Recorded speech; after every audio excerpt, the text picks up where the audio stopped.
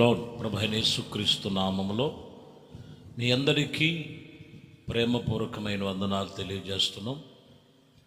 పరిశుద్ధ గ్రంథములో కీర్తనకారుడు రాసిన కీర్తనలు 107వ కీర్తన 41వ వచనాన్ని చదువుతాం.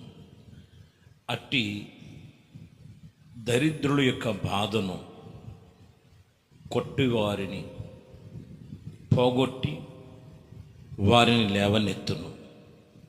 వాని వశములో మందవలే వృద్ధి చేసెను. ఇక్కడ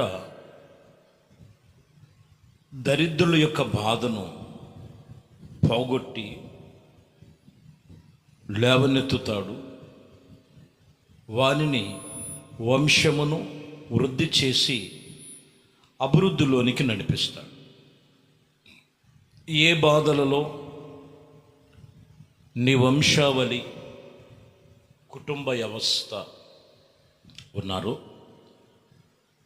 వాని వంశము మందవలే వృద్ధి చేస్తారు. ఈ వాక్యములో మనిషి లోకానుసరముగా పడేటువంటి బాధలు, ఆ స్థితులు ఎన్నెన్నో ఈ స్థితిగతుల మధ్యలో ఉండి కొందరు కృంగి నేలన రాలినట్లు కొందరు కనపడుతుంటారు. కాబట్టి ఈరోజు నీ బాధలు, నీకున్న శ్రమ, నీకున్న కష్టం, నీకున్నటువంటి ప్రతి ఒక్కటి ప్రభు సన్నిధిలో చెప్పటానికి అలవర్చుకోవాలి. ఆమోసు గ్రంథంలో 11వ అధ్యాయము 9-11లో ఒక మాట ఉంటుంది. 9వ అధ్యాయం 11లో, పాడైపోయిన దావీదు గుడారము ఆ దినమున నేను లేవనెత్తి దాని గోడలను బాగు చేసి దానిని ఇదిగో చక్కగా బాగు చేసి నేను ఇక్కడ వాక్యం ఇక్కడ చెప్తున్నటువంటి విషయం ఏంటంటే, పాడైపోయినటువంటి దావీదు గుడారం అంటే కనిపించే ఇంట్లో మనం ఉంటున్నటువంటి గుడారాలు కాదు, నివాస స్థలాలు అవి కాదు. దావీదు వంశావళి ప్రభు అయిన యేసుక్రీస్తు రక్తములో కడగబడిన వారు మనము ప్రభు యొక్క గుడారముల వలె ఉండాలి. నీ దేహము దేవుని ఆలయమై ఉన్నదని మీరు ఎరగరా? దేవుని ఆలయాన్ని పాడు చేస్తే మిమ్మల్ని పాడు చేస్తాను. కొందరు గుడారాలు ఎలా ఉన్నాయంటే పాడైపోయిన గుడారాలు. పేరుకు క్రైస్తవులు, దేవుని ప్రజలు, ఆత్మ సంబంధమైనది ఆ గుడారములో ఉండదు. ఆత్మ సంబంధమైన ఆశీర్వాద ఫలములు ఆ గుడారాల్లో ఉండవు. ఎండిపోయిన అనుభవాలు, అణగారిపోయిన అనుభవాలు. ఈరోజు మనం చాలామంది జీవితాన్ని మనం చూస్తాం. అందుకనే యేసు ప్రభు వారు కూడా అంటారు, ఆ ఇల్లు చక్కగా ఊడ్చి అమర్చి ఉన్నది, కానీ ఆ ఇంట్లో ఎవరు లేరు. పాడైపోయిన గుడారం, అది వదిలేసి మరలా వెళ్ళి వచ్చింది. వదిలేసి మరలా వచ్చి చెడ్డవైనటువంటి 7 దయ్యములను వెంబడి పెట్టుకొని వచ్చింది. కారణం ఏంటంటే నీ హృదయము, నీ గుడారము దేవుని సన్నిధిలో పాడైపోయిన గుడారముగా కాదండి, చక్కగా కట్టబడినటువంటి గుడారముగా. ఏ స్థితిలో పడిపోయావో, ఏ పరిస్థితుల మధ్యలో పడిపోయావో, ఏ స్థితుల గదుల మధ్యలో పడిపోయావో, వాక్యం చెబుతున్నటువంటి మాటలు మీరు గమనించాలి. ఆ సర్వశక్తి కలిగిన దేవుని సన్నిధిలో ప్రభు అంటున్నాడు, ఇదిగో ఆ దరిద్రుల బాధ కొట్టివేస్తాను. పాడైపోయిన గుడారాలను మరలా నేను చక్కగా లేపుతా. చూడండి, ఏజ్కేలు గ్రంథములో ఏజ్కేలుగా దేవుడు ప్రత్యక్షమై ఆయన చెప్తూ 2 కొండల మధ్యలోకి తీసుకెళ్ళి లోయల్లోకి 37వ అధ్యాయములో 1వ వచనములో, యెహోవా హస్తము నా మీదికి వచ్చి నేను ఆత్మవశుడినై ఉండగా యెహోవా నన్ను తోడుకొని పోయి ఇదిగో ఒక లోయలు కలిగినటువంటి చోటికి, వాటి మధ్యలోనికి,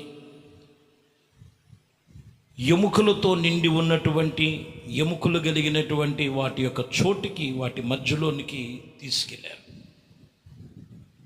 తీసుకెళ్తే అక్కడ ఏం కనపడుతున్నాయి? అన్నీ ఎండిపోయిన ఎముకలే, ఎండిపోయిన ఎముకలు.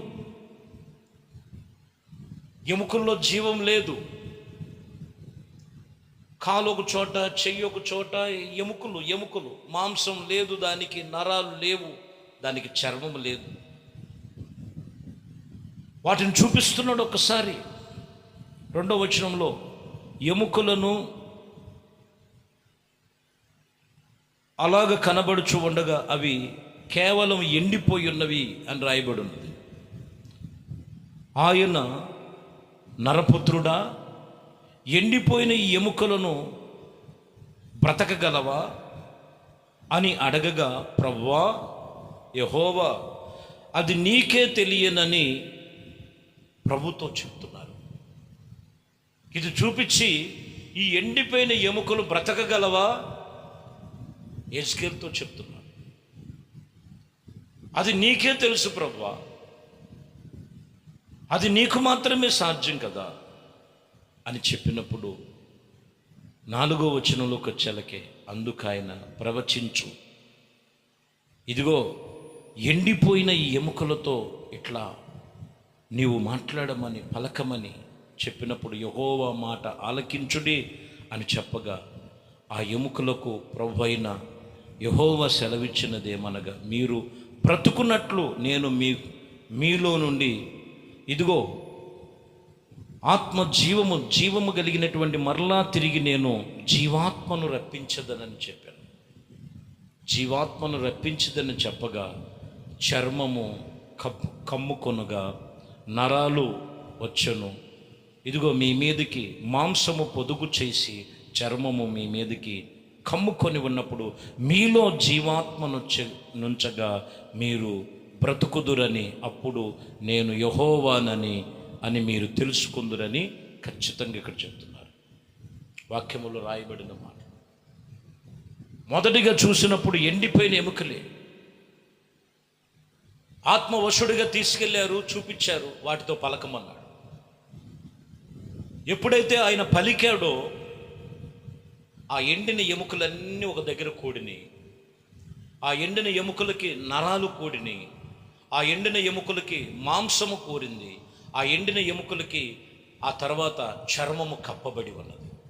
ఆ తర్వాత జీవాత్మయి వాళ్ళందరూ కూడా జీవం పొందుకొని లెగిసినట్లుగా రాయబడి. అంటే మన ప్రభు అయిన యేసుక్రీస్తు జీవము లేని వాటిని కూడా ఆయన ఎండిపోయినటువంటి జీవము లేని వాటిని ఆయన జీవింప చేయగలిగిన వాడు. అక్కడ మనం చూస్తే, కాబట్టి ప్రియమైన దేవుని బిడ్డలారా, వాక్యం చెప్తున్నటువంటి ఈ సత్యమును మనం తెలుసుకోవాలి. ఆయన వెంబడించే విషయంలో చాలా జాగ్రత్త. ఆయన ఎండిన వారి సహితము ఆయన జీవింప చేస్తాడు. కాబట్టి దరిద్రులు బాధలలో ఉన్న లేవనెత్తుతాడు. గుడారాలు పాడైపోయి నేలను పడిపోయిన వాటి సహితము లేపుతాడు. ఇక్కడ 3వదిగా చూస్తే ఎండిన ఎముకలకు జీవాన్ని కలుగు చేస్తాడు. ఈరోజు దేవుని కాదని దేవునికి దూరంగా ఉన్నావు. దేవుడితో ఉండి కొన్ని మిగిలినవైనా జాగ్రత్త పరుచుకోమని ప్రకటన గ్రంథంలో చెప్తున్నప్పుడు, పరిపూర్ణమైన విశ్వాసములోనికి రా, పరిపూర్ణమైనటువంటి దేవుని యందు నమ్మికుంచు, పరిపూర్ణమైనటువంటి దేవునితో సహవాస సంబంధము కలిగి దేవునితో నడిచినట్లయితే నీకు జీవము కలుగునుగాక, ఆశీర్వాద ఫలము కలుగునుగాక, ఆయన జీవాత్మ వలన నువ్వు జీవం పొందుకుందువుగాక.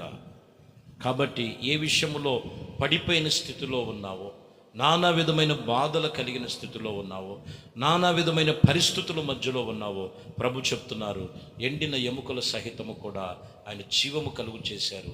కాబట్టి నీకున్న స్థితిని ప్రభు మార్చలేడా? ఖచ్చితంగా మారుస్తాడు. విశ్వసించు, విశ్వాసంతో ప్రభువుని మనసునిచ్చి ప్రార్థన చేయి. మీ అందరి కోసం చిన్న ప్రార్థన చేద్దాం. అందరం కలిసి ఏకీవించండి. మహాపరిశుద్ధుడా, ప్రేమ స్వరూపి, దయగలిగిన మా ప్రభా, మీ శ్రేష్టమైన అతి పరిశుద్ధ నామమును బట్టి మీకు స్తోత్రాలు చెల్లిస్తున్నాం. ఇదిగోనైనా ఎండిన ఎముకలు సహితము జీవము కలుగు చేసేవాడవు నీవు, బాధలలో నుండి లేవనెత్తువాడవు నీవు, పడిపోయిన గుడారాలను తిరిగి మరలా చక్కగా కట్టగలిగిన దేవుడవు. ఏ స్థితిలో ఉన్నారో మీ బిడ్డలను మీ చేతుల్లో సమర్పిస్తున్నాం. వారు చక్కగా మీ సన్నిధిలో నిలిచి ఫలించి అభివృద్ధి పొందేటట్లు లేవనెత్తండి. ఏ స్థితిలో ఉన్నారో లేవనెత్తండి. ఏ పరిస్థితుల మధ్యలో ఉన్నారో లేవనెత్తి మీ కృపలో స్థిరపరచమని, ఘనత, మహిమ, ప్రభావాలు మీకే పొందుకోమని నజరేయుడైన యేసుక్రీస్తు నామములో ప్రార్థించి వేడుకొనుచున్నాము తండ్రి. ఆమేన్. ప్రభు మిమ్మల్ని దీవించి ఆశీర్వదించునుగాక. ఆమేన్.